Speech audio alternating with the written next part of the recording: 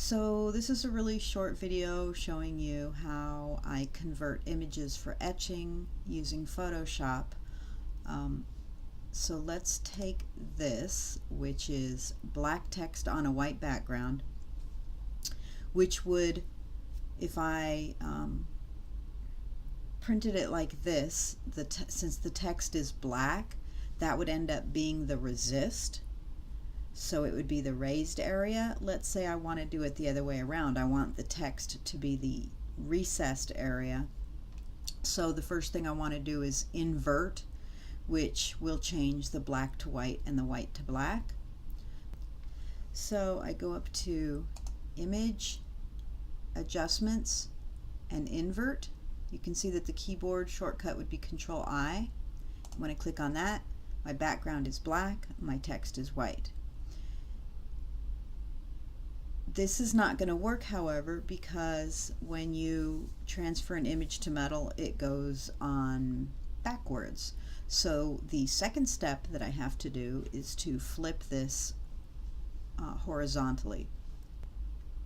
I hit Control-A to select the entire image. I click on Edit. I go down to Transform and Flip Horizontal. So now I have something that I can print. It will give me the recesses that I want, and since it's text, it will show up the right way after I print this out and transfer it to metal. Keep in mind, if you're doing pictures of people and possibly animals, doing the inverting, changing the black to white and white to black, is fine, but you don't want to flip horizontally, because people's faces are not completely symmetrical, and somebody that is